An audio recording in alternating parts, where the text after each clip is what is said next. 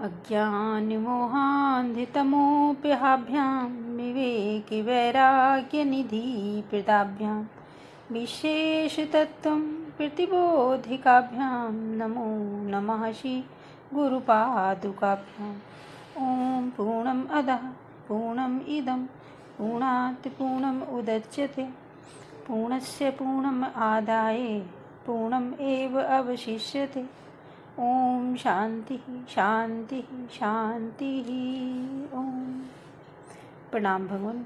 स्वामी श्री अखंडानंद सरस्वती जी का दिव्य ग्रंथ भागवत अमृत से यह श्रीमद् भागवत हमारे हृदय को शुद्ध करने के लिए आया है। जब हमारा हृदय शुद्ध होता है तब हमारी इंद्रियों की वृत्तियां शुद्ध होती हैं, और इंद्रियों की वृत्तियां शुद्ध होती हैं तो हमारा व्यवहार शुद्ध होता है। इस तरह एक एक का व्यवहार शुद्ध हो जाए तो संपूर्ण प्रपंच, संपूर्ण संसार ही सुख से, आनंद से भर जाए। श्रीमद् भागवत इसी आनंद का संदेश लेकर आया है। वह मनुष्य के हृदय में ज्ञान जागृत करके उसको पाप से, ताप से मुक्त करता है। यह केवल पाप को ही निवृत्त नहीं करता, उसके फल ताप को भी निवृत्त करता है। श्रीमद् भागवत के प्रारंभ में ही यह बात कही गई है। तापत्रय विनाशाय श्री कृष्णाय वयम नमः। पाप तो साधन है, कारण है जिनसे दुख की उत्पत्ति होती है। दुख के साधन का नाम पाप है। हम पाप करेंगे तो आगे हमको ताप मिलेगा। यह ठीक है कि भागवत सुनने के लिए बैठ गए तो पाप नहीं होगा, उससे पाप की निवृत्ति हो गई। लेकिन पहले के किए हुए पाप से जो ताप उत्पन्न होता है उसका क्या होगा? यह होगा कि वह ताप ही शांत हो जाएगा जिस समय आप श्रीमद् भागवत का श्रवण करेंगे। जब आपके कर्णरंध्र से भगवान हृदय में आएंगे तो हृदय में जो अशुद्धियां हैं उनको वे स्वयं दूर कर देंगे। आपको यह बात ज्ञात होगी और न ज्ञात हो तो आप अपने ध्यान में ले आइए कि जो वस्तु आपके सामने है परंतु पहचानी हुई नहीं है, उसको आप कैसे पहचानेंगे? तभी पहचानेंगे जब कोई बताएगा।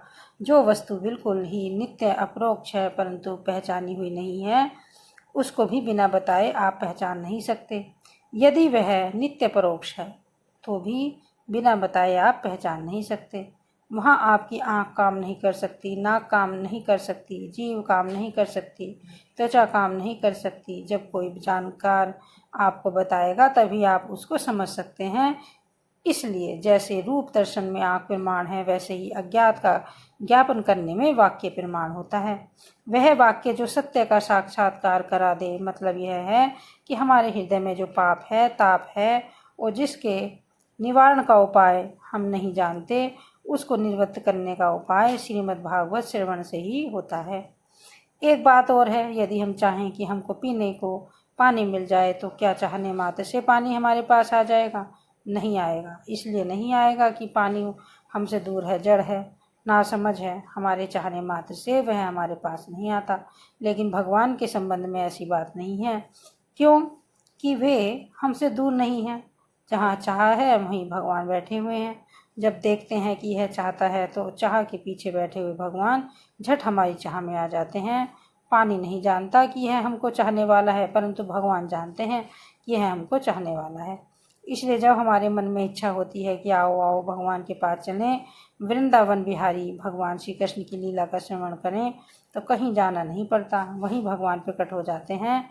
शंकराचार्य भगवान कहते हैं कि देखो यह यमुना जी का तट है, बंसीवट है, इसके नीचे त्रिभंग गललित भाव से पीताम्बरधारी श्याम सुंदर मुरली मनोहर मंद मंद मुस्कुराता हुआ प्रेम भरी चितवन से देखता हुआ इशारे से हमको बुला रहा है कि आओ आओ प्यारे मेरे पास आओ। देखो उसकी मुस्कान, देखो उसकी चितवन, आओ हम श्री कृष्ण की लीला का श्रवण करें।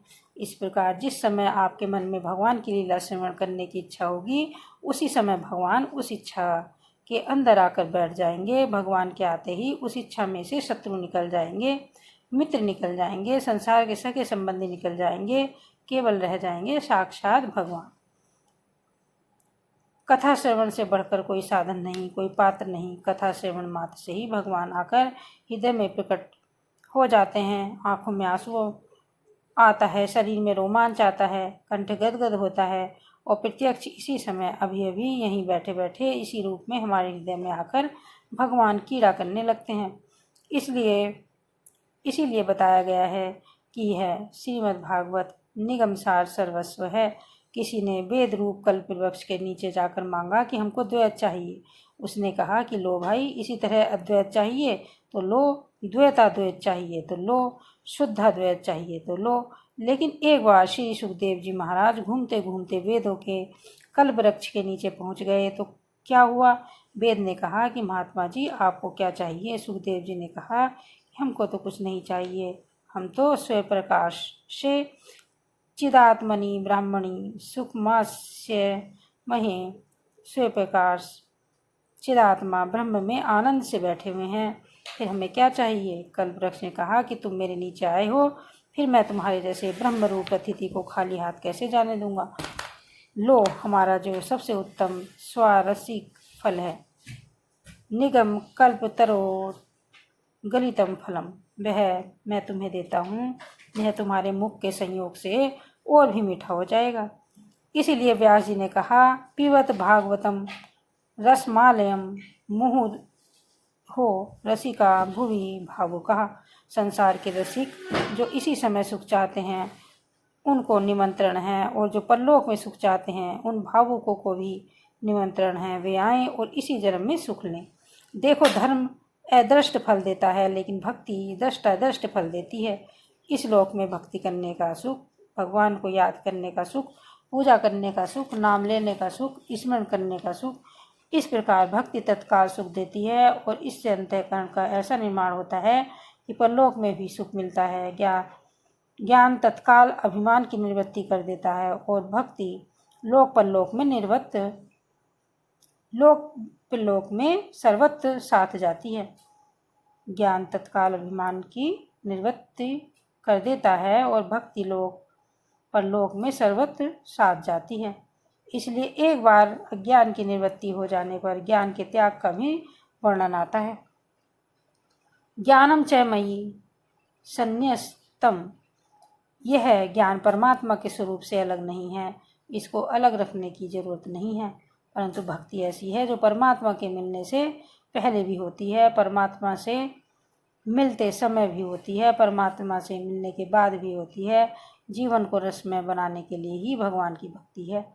इस भक्ति का वर्णन श्रीमद् भागवत में लौकिक कल्याण की दृष्टि से भी है, पारलौकिक कल्याण की दृष्टि से भी है और तुरंत भगवत तत्व के साक्षात्कार के लिए भी है।